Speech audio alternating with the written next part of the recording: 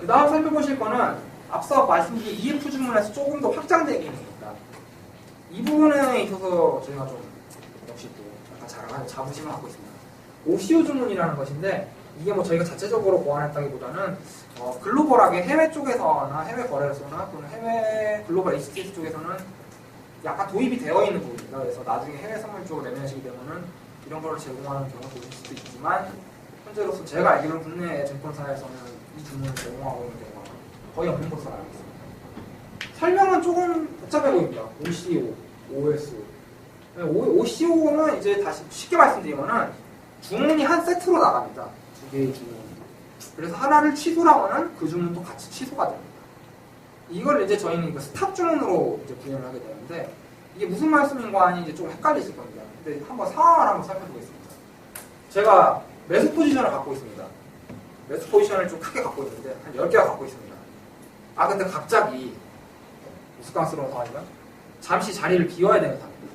화장실을 간다던가 아주 잠깐 또는 뭐 전화가 갑자기 왔다던가 불가피하게 잠깐 상황을 피해야 됩니다. 근데 그걸 그냥 냅두면 그 사이에 시장이 급변해서 손실폭이 커질 수도 있고 또는 제가 원하는 지점까지 이제 가격이 갔는데 이익이 났음에도 불구하고 이익을 실현 못할 수도 있습니다. 제가 자리 앞에 안 있으면 시장에 어떤 일이 벌어지더라도 제가 통제를 할 수 없게 됩니다. 그런 상황을 막기 위해서 보통 스탑 주문으로 활용하십니다. 매수 포지션을 갖고 계신다면 스탑 주문을 어떻게 활용하실까요? 매도 쪽에다가 놓으시겠죠. 가격이 이거 이하로 떨어지면은 손절 스탑을 보통 두실 것입니다. 그리고 또한 얼마 이상으로 올라가게 되면은 익절을 하라는 익절 스탑을 걸어 놓으실 겁니다. 근데 이거를 두 개를 각각 걸어놓게 되면 무슨 문제가 있냐면 행여라도 정말 특수한 상황이 발생해서 가격이 아까를 꼬꾸라져서 스탑 주문을 건드려 청산이 됐는데 다시 올라가서 이 주문을 건드리는 수가 생깁니다. 실제로 있습니다. 자주 벌어집니다. 코스피백 매매하시거나 주식 매매하셔도 보면은 하루에 주식 같은 경우도 좀 특이한 종목들 하루에 5% 움직이는 건 뭐 일이지 않습니까? 그런 경우 이제 쭉 갔다 올라오면 스탑 주문 양쪽이 다 체결돼 버려서 이건 뭐지? 그냥 앉아서 그냥 손실 있고 까꾸로 그냥 포지션을 타게 됩니다. 이거는 정말 원하지 않는 상황입니다. OCO 주문은 그걸 해결할 수가 있습니다. 그 스탑 주문 두 개를 한 쌍으로 묶어서 내서 만약에 손절을 건드려 손절 주문이 체결이 됐다. 그럼 이 스탑 주문은 저절로 취소가 됩니다. 만약에 익절이 돼서 익절 주문을 체결했다. 그러면 이 스탑 주문은 취소가 되게 됩니다. 그래서 이와 같이 포지션을 보유하고 있을 때 청산 개념, 손절과 익절을 이제 설정을 해놓으실 수가 있습니다. 안심이 되시죠, 이런 경우. 이것의 한 가지 장점은 만약에 오늘 제가 포지션을 진입하고 목표하는 기준선이 있다고 했을 때 사람의 개입을 최소화해 줍니다. 보통 저희 이제 제가 전화를 받아보면 고객분께서 이런 문의를 많이 하십니다.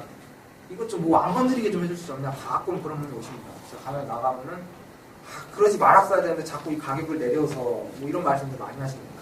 매매를 하셨다면 아마 한두 번쯤 겪어보셨을 텐데 그런 부분도 필요하긴 하지만 전략에 따라서 매매를 하실 경우에는 진입을 하시고 원래 계산된 손절선과 입절선을 잡아놓으신 다음에 안 움직이는 것이 제일 나을 거라고 생각합니다. 왜냐하면 이게 한두 번 매매하는 것도 아니고 1년이면 1000번, 2년이면 2000번, 3000번 매매하고 장기적으로 이게 수익이 반복되는 거기 때문에 이럴 때도 있고 벌 때도 있다 이런 개념을 접근하신다면 한 번 만든 전략을 계속 정형화해서 가져나가시는 게 제일 좋습니다. 그러니까 그런 부분에 있어서 OCO 주문을 활용하시면은 이제 굉장히 도움이 되십니다. 방금은 이제 청산과 익절과 손절에 대해서 말씀드렸지만 OCO 주문을 활용을 하시면 지금 이 모습부터 먼저 보여드리겠습니다. 이런 활용도 가능하십니다.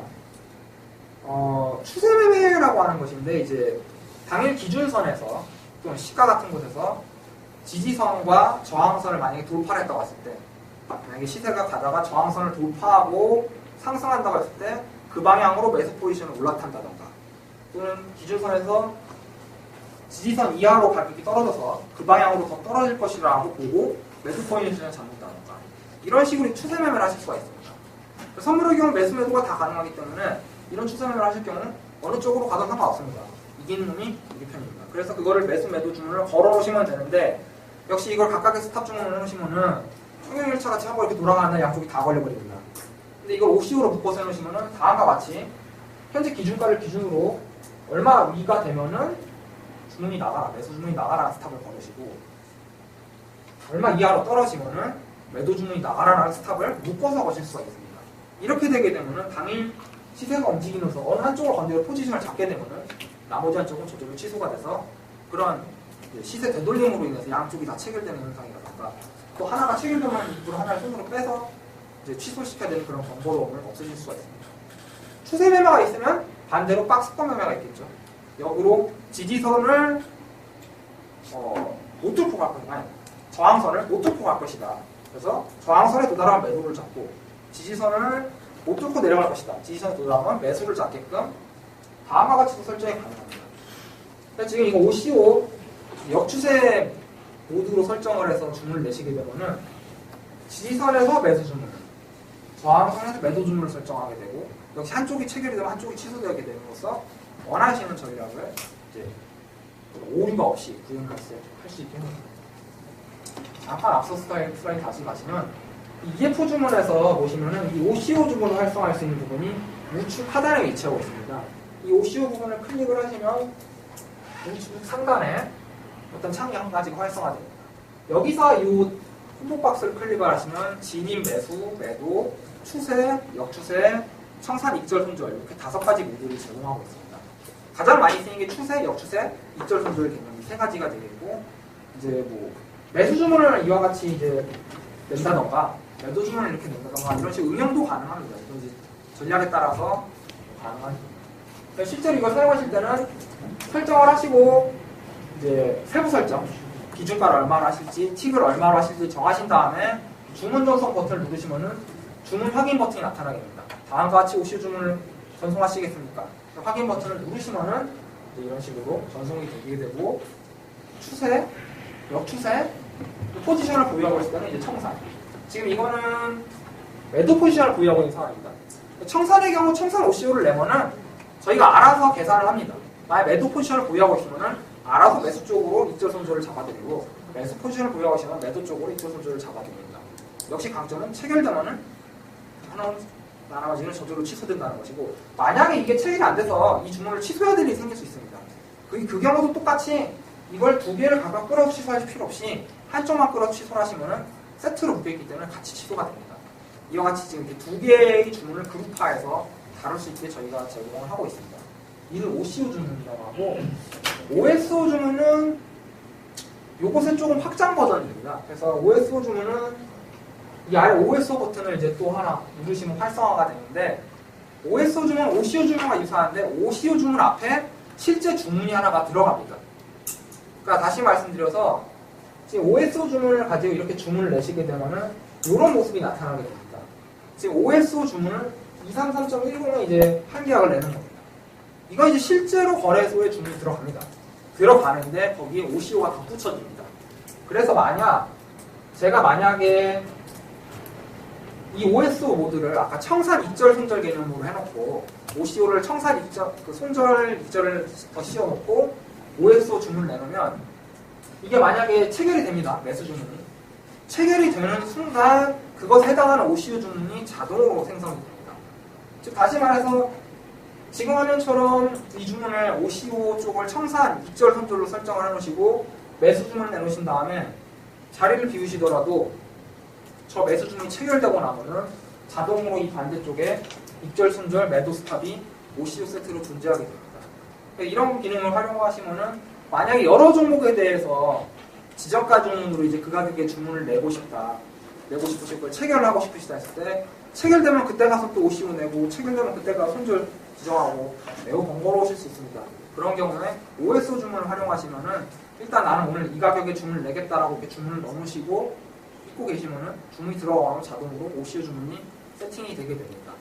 역시 OCO, OSO 주문도 스탑 주문으로 구현을 하는 것이기 때문에 저희가 별도 화면을 통해서 아까 스탑 주문 관리 화면에서도 통합적으로 관리가 되시고 OCO, OSO만 조회할 수 있는 화면이 있어서 현재 제가 어떤 종목들의 OCO, OSO들을 걸어놨는지를 살펴보실 수가 있습니다. 그럼 이제 EF 주문 같은 거를 여러 개를 띄워놓으시고 설정을 해놓으시고 조금 이제 시간을 관망을 하시면 됩니다. 이런 식으로 매매를 활용하실 수가 있습니다. 그 다음에 이제 나머지 살펴볼 것은 이제 옵션 쪽 메뉴 하나와 앞서 잠깐 언급드린 그 시장 변동성에 관한 메뉴를 한번 살펴보도록 하겠습니다. 이 복잡한 화면은 복잡하죠. 복잡한데 저희 옵션 전략센터라고 불리는 화면입니다. 복잡해 보이는 이유는 옵션 옵션 종목이 20개가 넘습니다. 보통 상장될 때. 이제 그거를 어떻게 매매를 할 거냐의 문제가 있는데, 이제 보통 옵션 쪽을 접근하시는 분들께서는 합성 매매라고 하는 그 운용 스타일로 접근을 하십니다. 옵션의 경우는 옵션 행사가별로 이제 유사한 성격들 또는 상이한 성격들이 이제 혼합되어 있기 때문에 그거를 이제 옵션 이론에 근거해서 잘 조합을 해보시면은 특정 시장 상황에 맞게 나름대로 이제 공략을 펼쳐 나가실 수가 있습니다. 뭐 흔히 들으실 수 있는 전략으로 양매도 전략, 양매수 전략이라든가 레이쇼 전략 이런 것들이 있는데 뭐 이런 것들에 대해서는 나중에 기회가 되시면 실제로 신한 쪽에서 매매를 하시는 분들이랑 같이 자료를 만들어서 또 말씀을 나누도록 하겠습니다. 오늘 이제 그런 것들을 어떤 식으로 이제 저희 고수에서 쓸 수 있느냐라고 살펴보시겠습니다. 자, 다시 등장했습니다. 아까 잠깐 말씀드렸던 T포지션이라는 화면입니다. 옵션 종목에 대해서 한눈에 볼 수 있게 하는 건데 EF 주행보다도 이 옵션 전략 상태에서 이 기능이 빛을 발합니다. 옵션을 합성 매매를 하다 보면은 여러 개의 포지션을 갖게 됩니다. 여러 종목에 대해 생사가에서 포지션을 갖고 되는데 그거를 이제 어떻게 바꿀 것인지 어떻게 변형해 나오고 대응해 나갈 것인지가 항상 관건이 됩니다. 그것을 이 화면에서 쉽게 하실 수가 있습니다. 여기 보시면은 기존 포지션이라는 체크박스가 있습니다. 이 기존 포지션이라는 걸 체크를 하시고 초기화를 누르시게 되면은 현재 설정되어 있는 계좌에서 보유하고 있는 선물 포지션들을 싹 긁어서 조회를 하게 됩니다. 그렇게 한 모습이 지금 이어갔습니다. 그래서 해당하는 부분은 콜옵션 뭐 22개야 마이너스이기 때문에 매도 8개 매수, 1개 매수, 1개 5개, 19개 매도 이런 식으로 지금 전체 포지션들을 갖고 있구나를 보시게 되고 이 경우에 손익곡선이 어떻게 되는가 만기 때까지 가져갈 경우 수익곡선 현재 이론곡선을 살펴보실 수가 있습니다. 또한 이 이론곡선에 대해서 저희가 앞으로 기초자산이 어떻게 움직이느냐 시장 변동성이 어떻게 증가하냐에 따라 대해서 이 그래프 설정 쪽에서 시뮬레이션을 해보실 수가 있습니다. 물론 저게 이론을 근거로 한 거긴 하지만 뭐 이론이라는 건 그래서 중요한 거 아니겠습니까? 이렇게 최소한 추정치를 봐야 대응을 하실 수 있기 때문에 시장이 갑자기 움직였을 때 어떠한 피해를 보실 수 있는가를 정밀하게 보실 수 있습니다. 이제 옵션에 대한 이해가 적으실 경우에는 예전 같은 경우 이제 특히 우리나라 같은 경우는 9.11 테러가 있을 때 그 전에 이제 옵션 양매도를 많이 매매하셨습니다. 근데 그 당시 옵션 양매도 하시는 분들께서 많은 경우에 옵션에 대해서 깊은 이해가 있으시다고 보기는 어려웠습니다.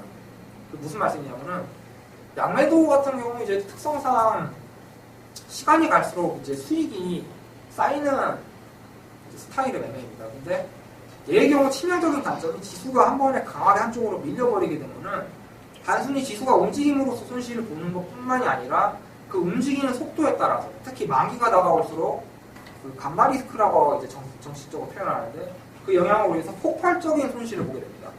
자, 폭발적이라고 말씀드리는 거는 양매도로 1년에 뭐 20%씩 한 3년 벌었습니다. 9.11 테러 나고 그때 포지션을 다 갖고 있다가 정면으로 맞으면은 30% 정도 손실이 발생할 수가 있습니다. 양매 같은 경우는 이제 그런 식으로 위험한 부분이 있게 되는데 그래서 그런 변동성에 대한 부분에 대해서 가격의 움직임이 아니라 변동성이 늘면 어떻게 되느냐에 대한 부분에 대해서 대비가 필요합니다. 그 부분에 대해서 시뮬레이션을 할 수 있도록 저희가 옵션을 제공을 하고 있습니다. 그래서 옵션 전략센터에서는 현재 포지션에 대해서 향후 수익이 어떻게 될지를 이제 시뮬레이션 해보실 수 있고 당연히 이제 그럼 어떻게 대응을 할 것인가 또 내가 포지션을 이렇게 변경하면 어떻게 될 것인가를 이 부분에서 수량만 바꾸심으로 인해서 새로운 포지션이 설정이 되고 그것에 의한 결과가 어떻게 될지를 시뮬레이션 해보실 수 있습니다. 그렇게 시뮬레이션 하시고 나서 이제 최종적으로 살펴보시는 값들이 이제 옵션 쪽에서 많이 보시는 민감도입니다. 델타, 감마, 세타, 베가 부분을 포트폴리오 전체에 대한 이 옵션 그리스가 어떻게 되는지를 한눈에 살펴보실 수 있도록 이제 지금 이 포인트 표현이 되어 있습니다. 그리고 이제 이렇게 했을 때 포지션을 계속 보유하고 있을 때 이 평가 손익이 얼마큼 쌓여가는지를 빨간 원, 붉은 원 부분에서 표시를 해드리고 있습니다. 저 부분에 대해서 포인트라던가 또는 금액으로 표현도 가능하고 이제 요걸 통해서 현재 한번 이거 해석을 해볼까요? 뭐 아시는 분이 있지만 델타가 마이너스 2입니다. 이게 뭐냐면은 마이너스 델타까지 이 전체 포지션은 현재 기초자산 방향의 반대쪽으로 이익이 나는 포지션입니다. 기초자산이 늘면은 포트폴리오는 손실을 보게 되는데 그게 얼마큼이냐면은 델타가 마이너스 2다. 기초자산이 1만큼 늘면은 포지션에서는 마이너스 2포인트만큼 손실이 생기게 됩니다. 1포인트는 50만원을 의미하기 때문에 100만원의 손실이 생긴다고 볼 수 있습니다. 이런 식으로 해석이 가능하고 오른쪽에 감마입니다. 감마가 거의 1에 가까운데 감마의 경우 정확히 수익으로 이제 수치를 하는 건 조금 어렵지만 제 경우는 이제 뭐 한 저것의 절반에다가 이제 기초자산 움직인 것을 제곱을 곱해주면 됩니다. 이런 부분이 좀 옵션 2도 부분을 아셔야 되는 부분이긴 한데 어쨌든 저 수치를 제공하기 때문에 여기서 이제 의미하는 바는 양의 감마의 숫자가 양이다 그러면은 지수가 밀릴 경우 이 포트폴리오에 이익이 생깁니다. 반대로 감마의 숫자가 마이너스다, 음의 감마이다. 지수가 밀릴 경우 지수가 이동하게 되면은 포트폴리오는 손해를 보게 됩니다. 그래서 이 값이 얼마나 크냐, 델타와 상대적으로 얼마나 크냐, 작냐, 배가 어떻게 되냐 이런 걸 통해서 현재 포트폴리오의 밸런스가 어느 정도인지를 확인을 하실 수가 있습니다. 좀 더 전략에 맞게 추진도 가능하십니다. 이렇게 해서 설정을 했습니다. 포지션을 이렇게 변경하고자 했습니다. 그럼 이제 주문을 내야겠죠. 기존 포지션을 불러와서 신규로 이렇게 해서 시뮬레이션에서 포지션 확정을 졌습니다. 그럼 여기 있는 버튼, 주문 버튼만 눌러주시게 되면은 바로 이렇게 전략 주문 창이 나타나서 기존 포지션 대비 바뀐 포지션에 대해서만, 수량에 대해서만 주문이 생성되게 됩니다. 주문 버튼 누른다고 바로 나가는 것은 아닙니다. 왜냐하면 우리나라 옵션 시장은 특이한 성질이 있습니다. 참 많은 분들께서 근월만 거래하시고 당월만 거래하시고 시장이 실제로 그렇게 형성되어 있으면 거의 매가격이나 등가격 위주로 거래가 되고 있습니다. 내가격 옵션 같은 경우는 거래가 잘 안 되고 있어서 그냥 주문을 날려버리거나 시장가 주문을 내게 되면은 이 호가가 엄청나게 벌어져 있기 때문에 굉장히 불리한 가격에 체결이 되실 수가 있습니다. 또는 거꾸로 긴급하게 주문을 내고 싶은데 현재가로 주문을 내는데 내가격 옵션은 이런 경우가 있습니다. 현재가는 여기인데 매수가, 매도가 여기 쌓여 있는 경우가 있습니다. 거래가 잘 안 되기 때문에 나타나는 건데요. 그런 경우라면 현재가로 주문내놓고 기다려봐야 아무 의미가 없습니다. 그래서 주문창을 실행을 하시고 나면은 그 해당 종목들에 대해서 호가들이 어떻게 되어 있는지를 살펴보실 수가 있습니다. 반대 호가, 현재가, 호가 1, 2, 3, 4, 5 호가가 있습니다. 그래서 바로 주문을 내고 싶으시다면 이 호가 1, 2, 3, 4, 5에 해당하는 부분을 클릭을 하셔서 그 가격으로 주문 가격을 정정을 하신 다음에 주문 전송을 빵 눌러주시면은 주문이 한 번에 나가게 됩니다. 호가가 벌어져 있는 경우도 있기 때문에 그런 부분을 직접 확인하실 수 있도록 이런 부분을 보완을 했습니다. 실제로 보시면은 지금 여기서 이 지금 25.5 콜옵션인데요. 이 경우 보시면은 현재가는 11.25입니다. 매수 일단호가가 11.25로 되어 있지만 매도 1호가는 11.40인 걸 보실 수 있습니다. 이런 상황에 호가가 벌어져 있는데 제가 이걸 매수 주문을 내겠다고 11.25에 10개가 매수 내놓고 기다리고 있으면 체결이 안 됩니다. 당연히 안 됩니다. 11.45로 주문을 넣어주셔야 체결이 되는 것이고 또 그렇게 안 내고 싶으시다 보면 이제 판단하셔서 30 정도로 넣어놓고 있다가 반대쪽 호가가 내려오면 기다리시다가 이런 식의 이제 컨트롤이 필요하신 부분들이에요. 그런 부분들에 대해서 저희가 고려를 해놓은 화면입니다.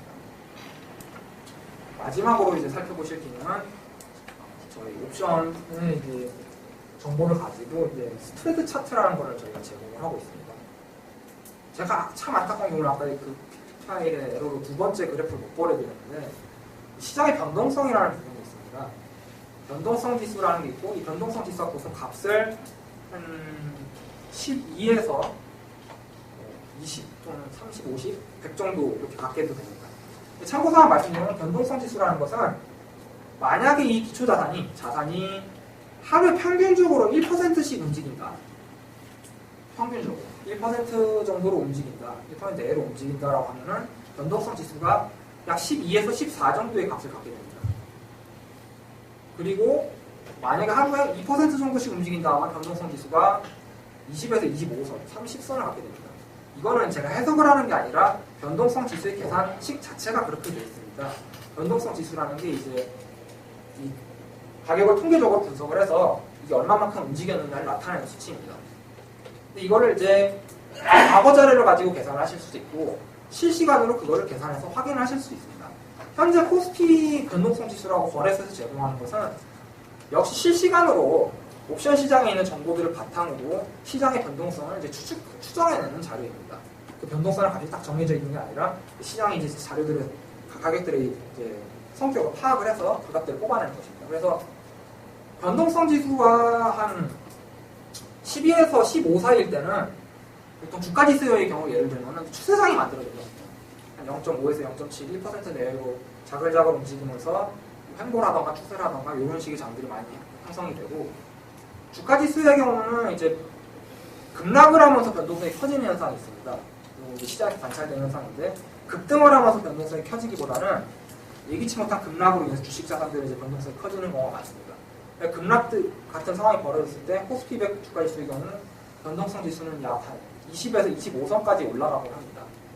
변동성 지수가 20 정도 된다고 하면 일단 1차 경계로 보실 수가 있습니다.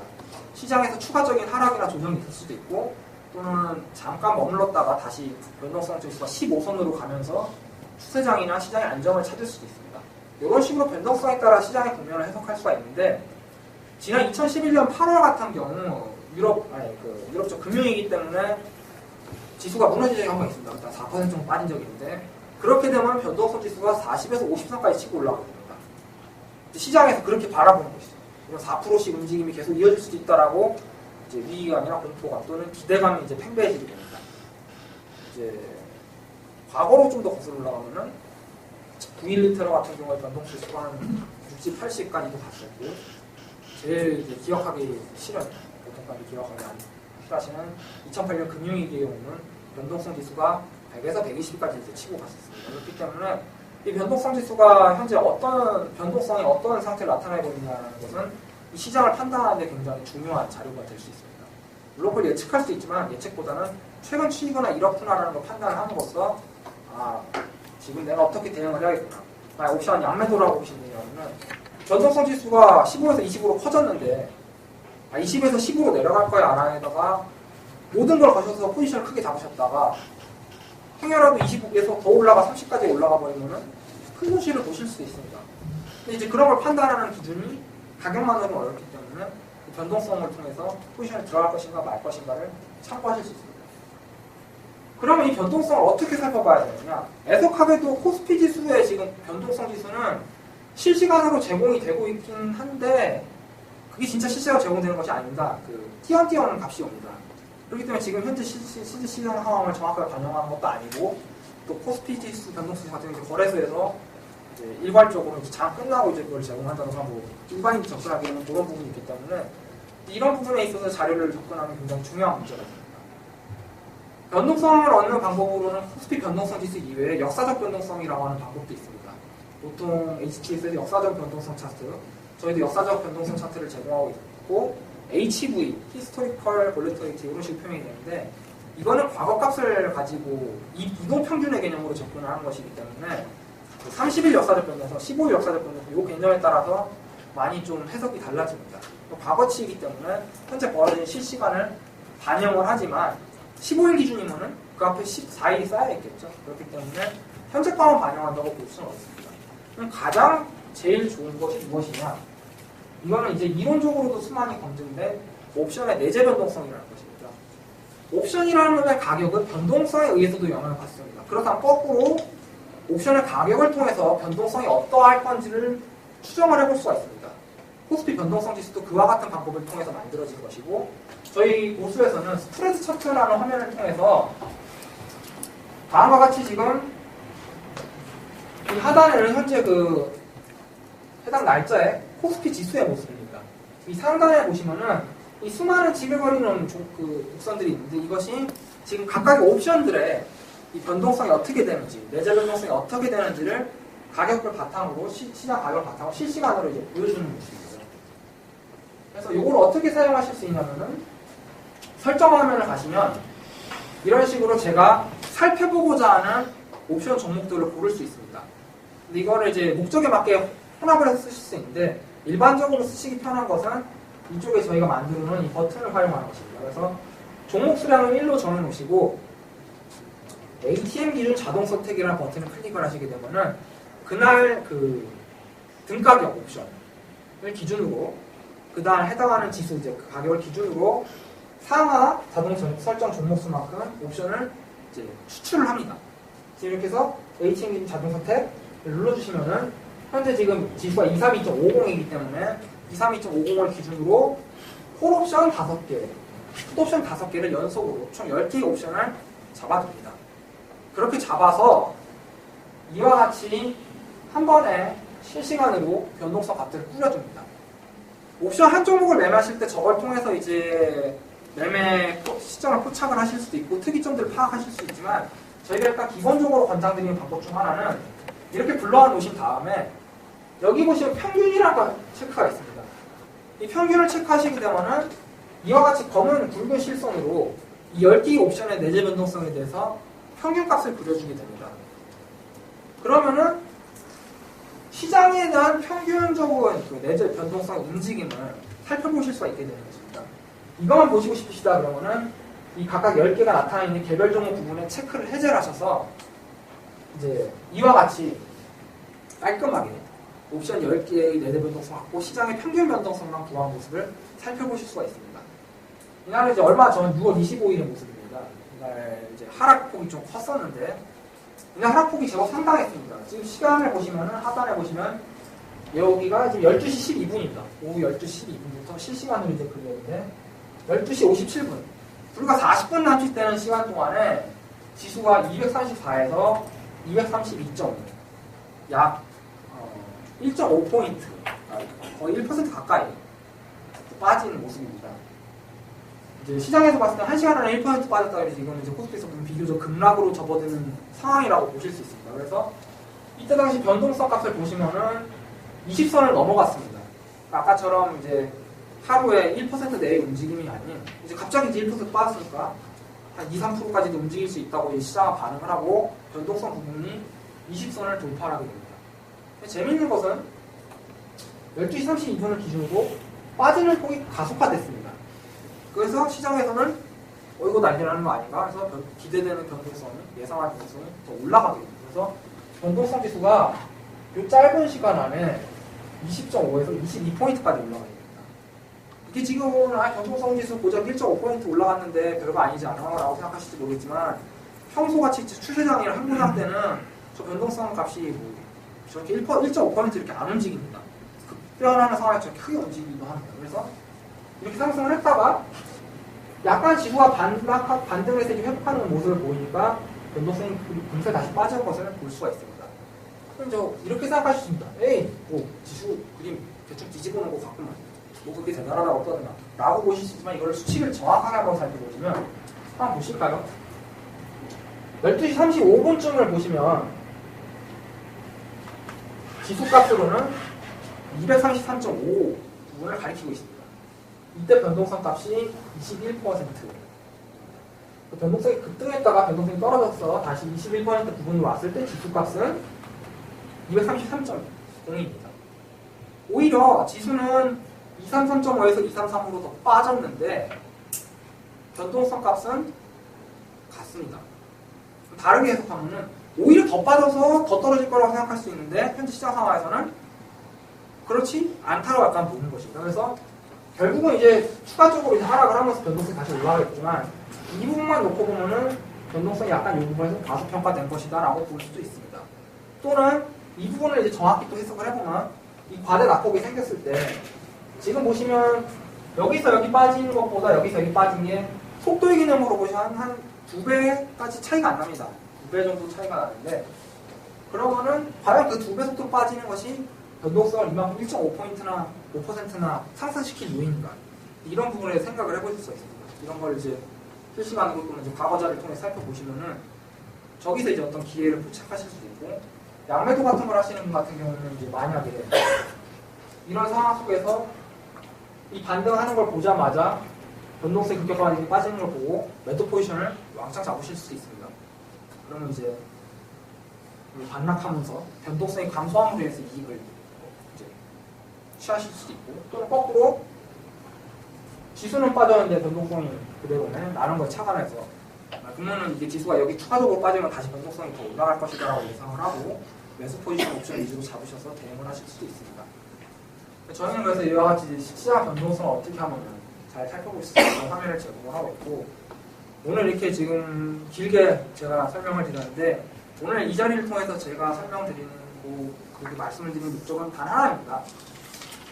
결국 이렇게 자리에 와주시고 이제 투자를 하시는 것은 결국은 수익을 추구하는 것입니다. 수익을 추구하는 것이고 이제 그런 투자자분들의 요구사항에 이제 부응을 하기 위해 저희가 7월 1일부터 신한 보수를 오픈하게 된 것입니다. 보통의 똑같은 프로그램이랑 굳이 저희가 오픈을 하고 또 신한 금융처에서 많은 노력을 들여서 이런 걸 오픈하지 않을 것입니다.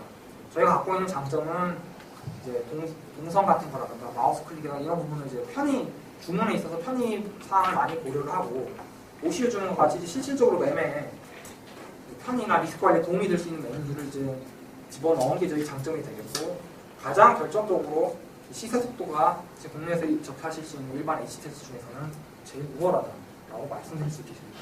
이 시세 속도는 체결과 밀접한 연관이 있어서 실제 수익률에 영향을 주는 부분이기 때문에 저희 걸 쓰신다고 해서 대박이 나신다라고 말씀드리기는 어렵지만 저희 거 신한보스 쓰심으로 인해서 안 봐도 될 손실을 피하게 해드릴 수는 있을 것 같습니다. 이런 메뉴들을 이제 활용을 하심으로써 막연히 이제 그동안 천편일률적으로 HTS에 제공하는 수많은 보조 지표의 허덕이식보다는 실질적으로 시장의 본질을 살펴보실 수 있는 자료를 통해서 접근을 해나가시는 것도 좀 좋은 방법이 되지 않을까 생각이 듭니다. 네, 오늘 이렇게 긴 시간 힘써주셔서 감사하고 다음번 기회가 되면 또 찾아뵙도록 하겠습니다. 감사합니다.